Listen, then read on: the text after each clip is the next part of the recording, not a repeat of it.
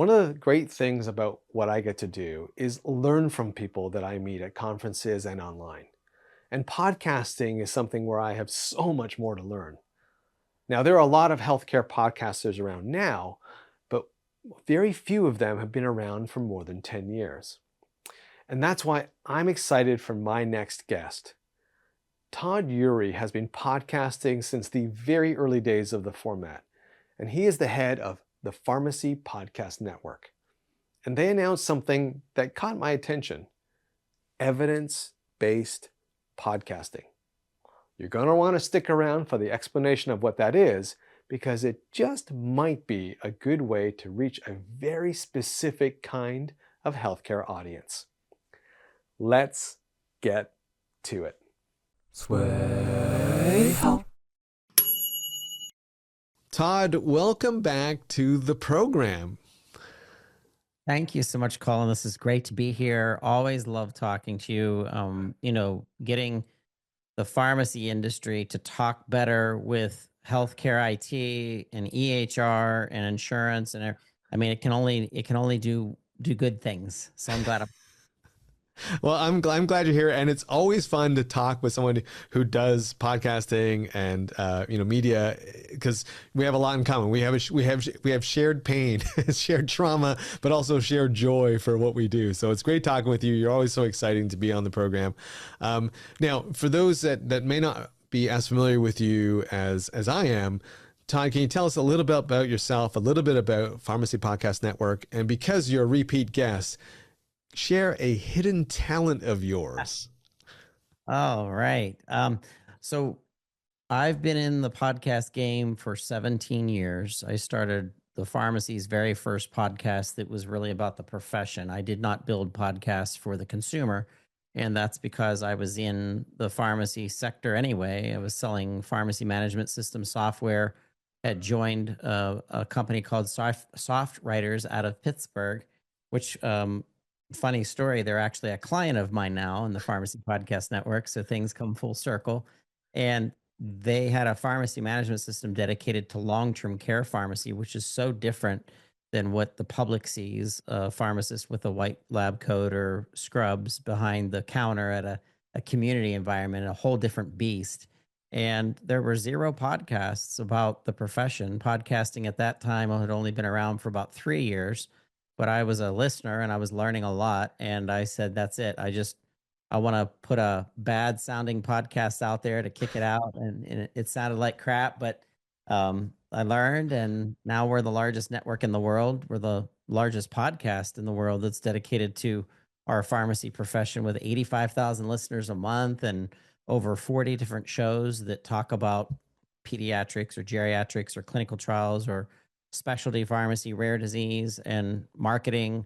And it's just wonderful. It's to build something from the ground up and see that it now sustains my family and my livelihood. It's pretty exciting. Well, and so other than your hidden skill of building really cool looking studios, like your podcast, Yeah. I'm always in awe of your podcast studios. What is one hidden talent that you can share with our audience? So I was horrible at following directions. I went to Catholic school from kindergarten to 8th grade, and I was in art class, and we were in Sister Salacia. I'll never forget this. I think I was in 4th grade. We had protractors. Each table had 4 kids, and one protractor per table, and we had to share them. Well, I was impatient, so I started drawing, and we were instructed to draw a whole bunch of different size circles, and it was different measurements, because you'd take the protractor and you'd say, I want a 1-inch circle or a 2-inch circle. So I started drawing the circles all by myself without a protractor.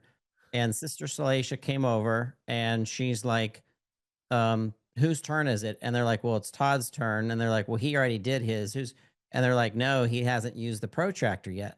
So I learned a way to put my thumb onto the table and hold it in place, and then spin the paper with my other hand and hold the pen. And I was sent to the principal's office because she didn't believe that I could draw a perfect circle without a protractor. And when I showed our principal, Mr. Radica, I'll never forget his name, that I could do it. Like he sat there and laughed. Actually got out of school for the rest of the day because he was showing people, and it was kind of fun. So I have a hidden talent. I can draw perfect circles without a protractor.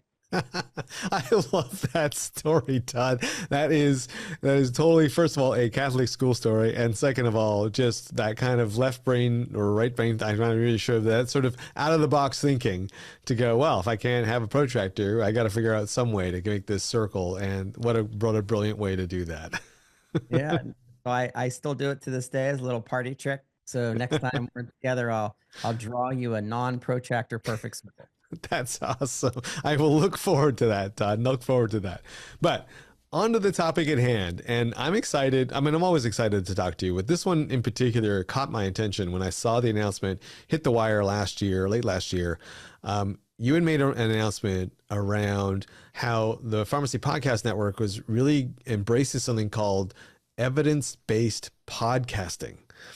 What is that? Yeah, well, it's going to be referenced to my personality and I can't help it, but it's the protractor story. And that is, I've been part of podcasting for long enough to have a right to take pride in what I do, as well as the protection of my pharmacy industry, because I also take pride in being in the pharmacy industry. And podcasting is not up to par when it comes to developing evidence-based sounding clinical medical education or clinical education based on the powers that be right now. There's lots of organizations building CME and continuing education for pharmacists. And sure enough, the majority of those same organizations are using podcasting to push that content out. But if you look at what a medical journal has to go through in order to become published, a podcast is not going through that same rigorous peer review process from the MP3. And what I mean by that is if you're a physician, a nurse, a pharmacist, whatever, then you want to listen to something that is, I always say, the Bible, like it's the truth, it's the real deal stuff. So if you want that, it better go through a review process. It better be, and I'm jogging, I'm driving my car. I don't have time to listen and know, is this or isn't this microphone? You have a microphone, Colin. I have a microphone. Let's start talking about a blood disorder called hyperlipidemia. And you and I could go through, we could use buzzwords like titration, and you could even give me out a fancy sounding drug name. And to the public, you and we could pull it off probably. I guarantee I could pull it off. I'm a great faker. I'll be able to fake it and people be like, this guy must really know what he's talking about. Well, that's not cool. So my seal and our seal, because this is a collective of a bunch of pharmacists that's wanting this to happen, we're going to build a very specific standard of what you have to do in order to publish a podcast that is considered to be evidence-based podcasting at the level of authenticity and validity that a medical journal's at. And then all you have to do is turn it on. You don't have to worry about, of course, we'll have references and we'll have links that go to an AI engine that give you a whole bunch of references, which is brought to us by a company called Nested Knowledge, which is was in our national press release that went out. But there's components and there's checks and balances, and there's even a workflow process that we're embedding that you have to use the specific workflow to ensure that you're giving the listener all of the quality in audio form of what is a well-to-do, trusted source of audio information that's really reserved for providers. It's not going to be necessarily built for the public. I mean, the public, if they listened in, they could probably get some questions answered about a blood disorder or about a medication, but it's really meant for physician to physician and provider to provider, pharmacist to nurse, and so on. It's really built for the profession and the elevation of podcasting and continuing education. So I have to ask this, Todd. So why is that needed? Like, I mean, you're clearly passionate about it, but why is this so needed in the industry right now? So just like the easiest way to describe this is we are in an age of AI doing everything and then doing too much of certain things and not doing enough of other things. And artificial intelligence, there's nothing intelligent about it. So It's a tool, just like, any other tool that a nurse uses or a computer or whatever. So we have way more content now than we've ever had in the history of content, for goodness sakes.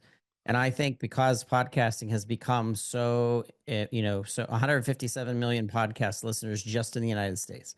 So I think because of its popularity, we must separate certain podcast standards and things away from the consumer realm, or in my network. Like, if I get what I want, I'm only going to have 10, maybe 15% of my entire content of our whole network that's reserved for the CME or for continuing education in the form of evidence-based podcasting, seal of standards or whatever like that.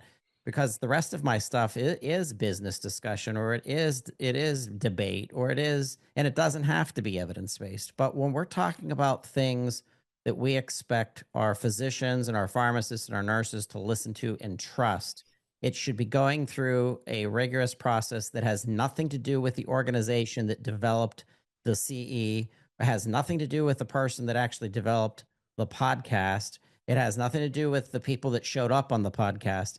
This is a two pharmacists or people that are outside of the organization that's listening to the content, taking the references, building the changes that need to be made, or putting in some requests of things that need to be moved around to adhere to what we know as evidence-based standards in publishing.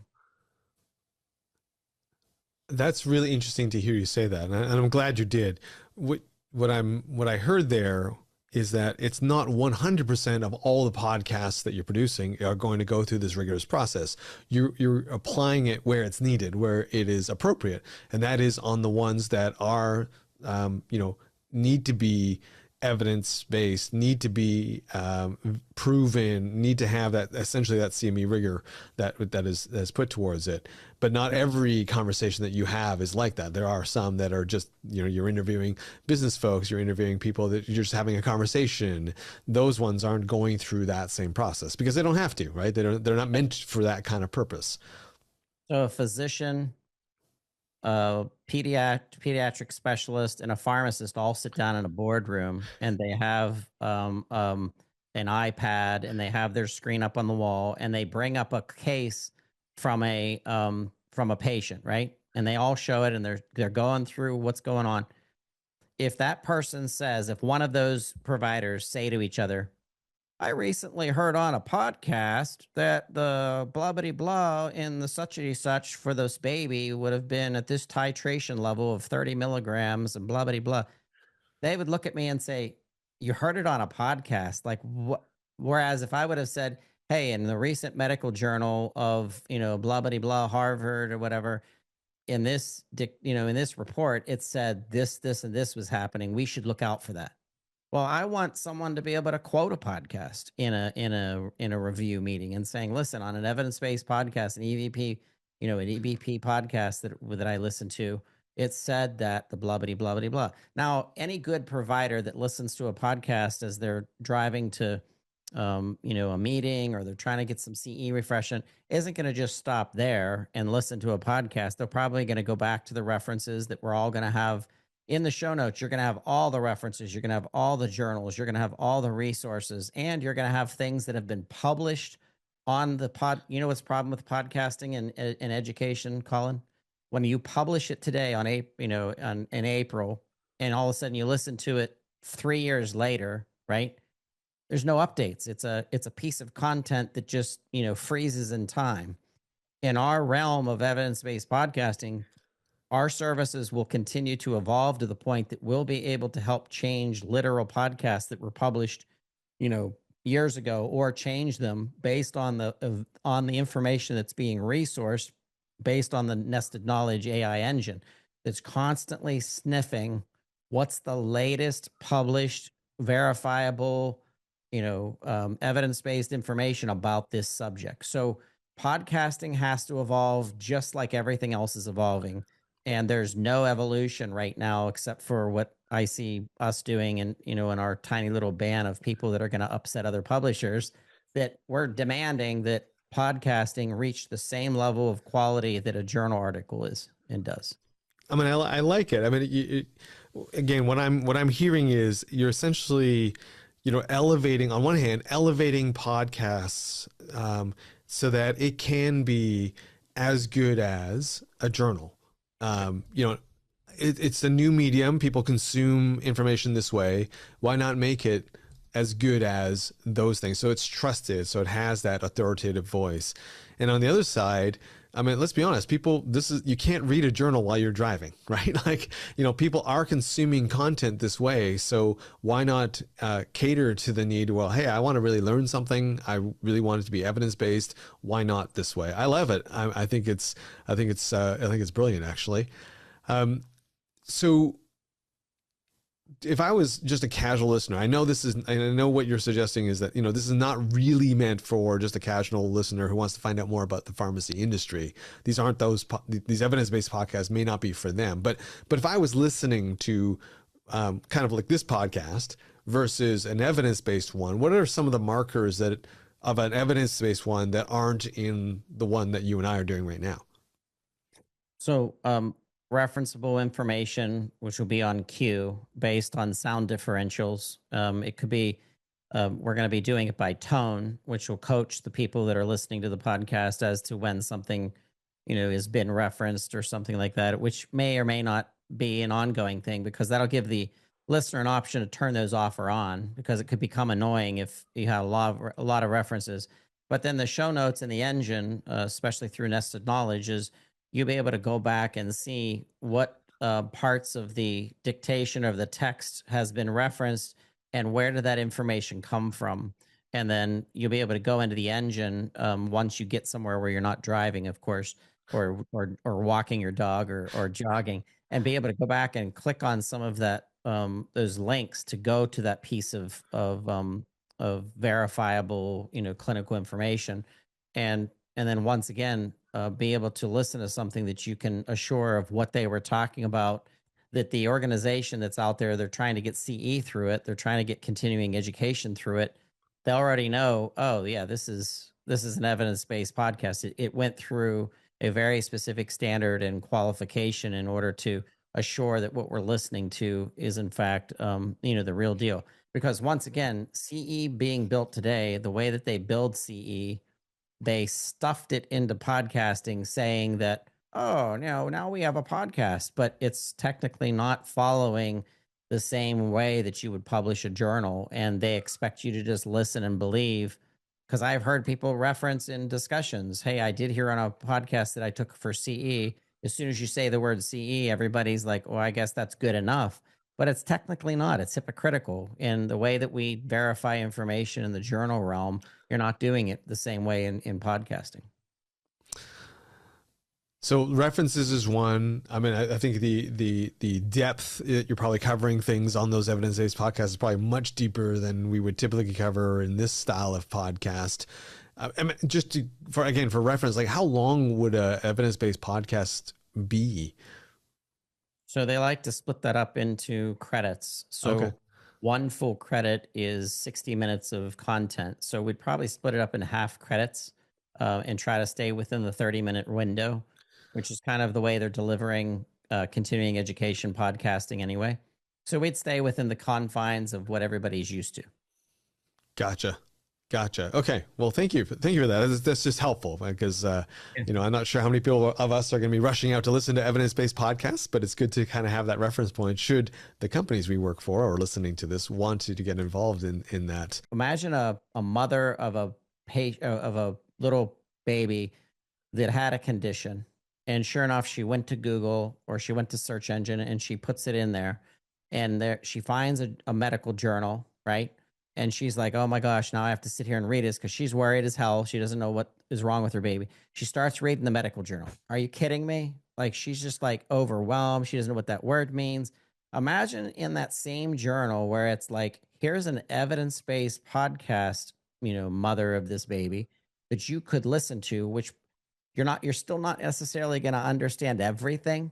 But if you had something to listen to in podcast form that you knew was just as good as reading that medical journal, is that valuable? Do you think a person would say, or the shaman uh, you know, back rub healer, is doing one on the same instance, and he has a podcast. And like, are you listening to the shaman with the crystals talk about your disorder with your baby, or are you listening to this evidence-based podcast? To me, Colin, without that evidence-based criteria, the shaman and the more credible source is still, in my opinion, in the same realm from a podcast perspective, because once again, what assurance did we give the public, that is listening to a show, that it has really been vetted as something that they can trust? So I think there's an element of publishing and trust. And I want to go back to your comment because it made me laugh. But you said a lot of companies, are coming out with podcasts.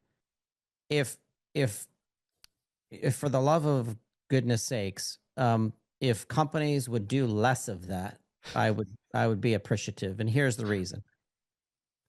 When did when did companies start building their own public relations organizations inside their companies? When did they start building their own Facebooks? When did they start building their own? Because what I'm saying is if there's a PR agency, um, like Finn Partners, I love them because I worked for them, and shout out to Gil Bash. But if Finn Partners is your PR agency and they know you intimately, they can interconnect you, blah blah blah. That's the organization that should be really doing the podcasting. Because if you're whatever company, ABC company, unless it's a storytelling podcast, which is great, the validity of what you're trying to get across from a business perspective to really move the needle shouldn't be coming from that organization. Like, please let me podcast and pat my own back. How, this is what we're doing, blah, blah, blah. So the frustration I have, Colin, is I'll see organizations who have been with my network that I taught them how to podcast, and I taught them all the tricks to get the blog connected and the PR thing connected and this conference connected. And now they left me, thinking, oh, we're just going to do this themselves. Not only have their downloads collapsed because they don't know how to get the podcast out there, but nobody wants to listen to a podcast that's by that same organization, because what are you going to say? Like, are you going to say, hey, we're struggling with this at a time at this? Like, come on, guys.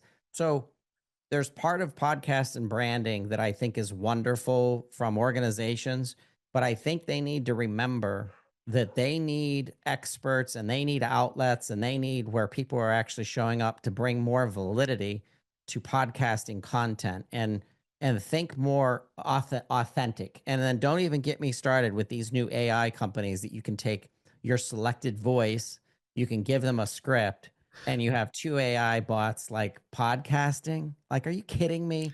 Like, you just suck the human out of why we even listen to podcasting, or at least why I listen to podcasts, which is to be educated by people that are smarter than me. I love all the elements you touched on there, and I can't agree with you more that, I use an example of, the camera companies. Like, we all love our cameras, we all talk about them, but one of the last places you will go to figure out whether a camera is good or not is you go to the Sony website, listen to the Sony podcast or a Sony video, and go, oh, let me listen to them talk about their own camera. Well, of course they're going to say their camera is awesome. That's their job, right? Yeah. So I may go to them for that reason, just to see some of the features, right? But I wouldn't go there to get my, to look for, to form my opinion. I'm going to go to a third party who may, be reviewing it or using it, or, it's funny because, to your point, in business, let alone healthcare, we seem to not have seen that lesson, right? Like, it's fine if you want to produce a podcast, all the power to you, but just recognize that that's probably not the place where people are going to go to sway their own opinion or to form an opinion about you. Exactly. And that's not to say that you don't podcast. And right. I'll give you an example, like ABC company sells a software system to hospitals. Great. All right. If you had a podcast on there that was like something that women leadership has gone through, the struggles of women leadership, or maybe it was like a tale of like my experience at this trade show, or something that isn't tied back to embellishing yourself, I think that the use of podcasting, that's wonderful. Now, good luck Mhm. in getting downloads once again, or good luck in getting people to engage with your content, because it's extremely hard to do. That's why I think the networks are rising now. I think the value of the networks, there's very few networks out there, but the networks that are out there are doing it correctly. They're the ones that are bringing the listeners in, because now the listener is saying, where can I learn about pharmacy? Everything. Like, I don't just want to learn about one specific thing. I want the whole kit and caboodle of anything that's available in podcast form. Well, you're going to run into the Pharmacy Podcast Network, obviously. And but am I going to go to the ABC company's website to purposely listen to a podcast about, once again, how wonderful their software is? Like, the answer is no. That's not the strategy that we've all gotten used to as humans through communications. That's not the way PR works. That's not the way blogging eventually kind of turned into the good blogs, at least, that that people really sought after. So stop spending money on your podcast unless you're doing it the right lane and the right lever and the right way. And if you don't know what those are, give Colin or I a call, because we podcast, and we'll give you some advice. I'll give you some advice. We'll give you some advice. Well, let me ask you this one then, Todd. I'm going to reverse the question on you. Like, if you put yourself in the shoes of a company, someone who wants to be a guest on someone else's podcast, how do I decide which podcast might be right for me to appear on? And I don't mean just like, oh, I go after the person with the most reach or anything like that, but like, what should they consider when wanting to guest on a podcast? Yeah, there's a there's an ongoing debate, and I did take a side, so I'll admit it. But there's an ongoing debate that I keep hearing podcasters.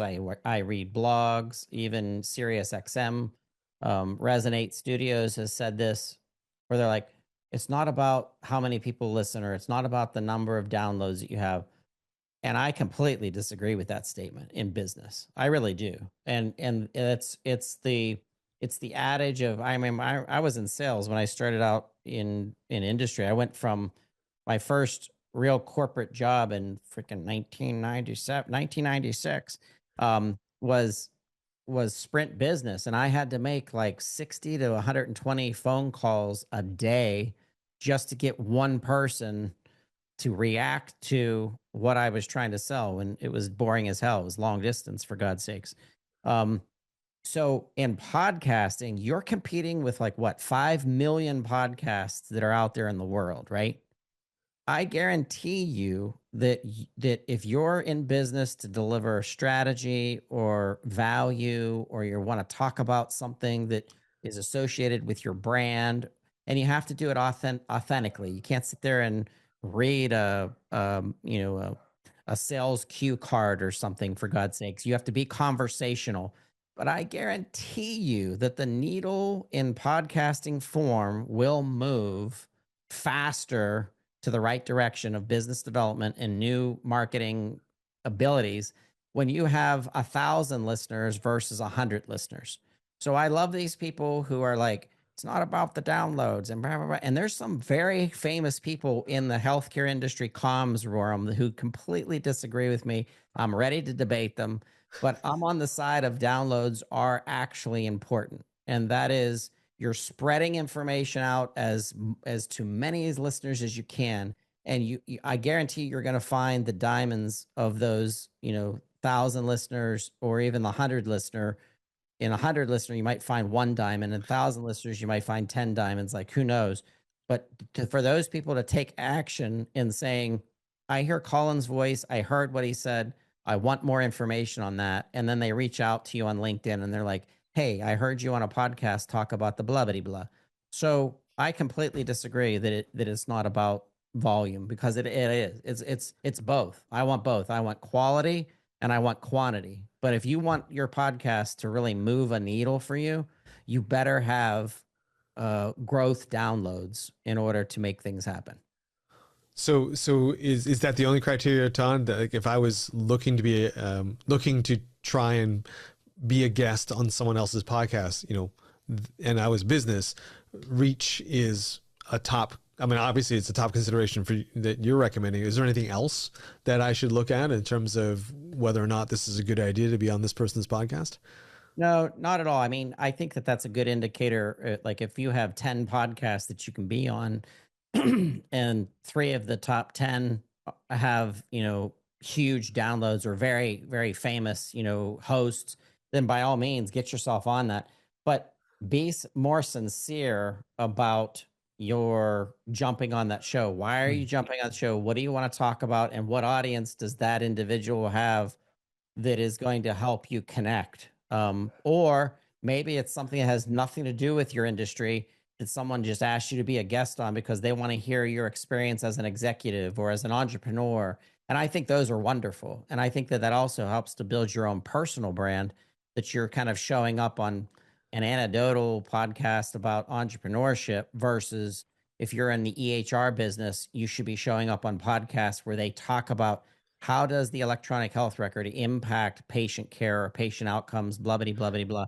But you should show up on the one that gets the most listens, for God's sakes. Like find the one that is like, go out on the ratings or go to listener.com and put in your favorite podcast and find out who's talking, or go to freaking ChatGPT. They'll do it too, where you're like, hey, pick out the top 10 podcasts that talk about, buying decisions for the technical VP of technology in the space of the electronic health record. I guarantee it's going to pull up a pretty good number. It won't get it 100% right, but it will. And of course, when you show up to talk, make sure that you're being sincere about, about what you're talking about. Don't just read a cue card. I love it. I mean, and you're right. I mean, those are those are not very good podcasts where people are clearly reading something in front of them, or that they're not reacting to the flow of the conversation. I mean, it's no different than if an actor. I mean, this doesn't happen because they're much better than that. But like, it's no different than when someone goes on a talk show on the TV and they're wooden and they're just answering, and it doesn't go anywhere. So even though you were on a very popular show, you didn't move the needle. Yep. Great points, great evidence there. Todd, where can people go to connect with you and to learn more about the Pharmacy Podcast Network? So pharmacypodcast.com is our main site. You can go to the information collection thing and send me, or LinkedIn, Todd, Todd, last name Eury, Eury. I love LinkedIn. It's probably my favorite social platform for the realm that we're in, the business that we're in. But I am so thankful to you, Colin, that you've stayed in touch, and congratulations on you going from a blog as where you started to now having a comms company in healthcare. I think that's in information technology. I think we need more of what you're doing, and more podcasting. Like I love the podcasts that are out there that are educating our providers and our business decision makers on healthcare IT. I think there's a lot of good that are out there. But yeah, it's been great having you as a guest. We have to have you back again. I'm sure we'll have you back again. And thank you so much for your time. Thank you. Hey, I really want to thank Todd for joining me on camera. It's clear that he is very passionate about pushing podcasting beyond its edutainment roots, and he wants to put it on par with other trusted medical sources like journals. Anything that elevates the work of media and channel operators is a good thing in my books. And I gotta say, I really appreciated his pushback on my statement that listens and views don't matter as much anymore. And hey, if you made it this far in the video, we'd really appreciate it if you could mash that like button and click subscribe. Also, head over to Swaay.Health, that's Sway with 2 A's, .health, where you will find more great content like this. I'm Colin Hung. Thanks for watching, and I'll catch you on the next video.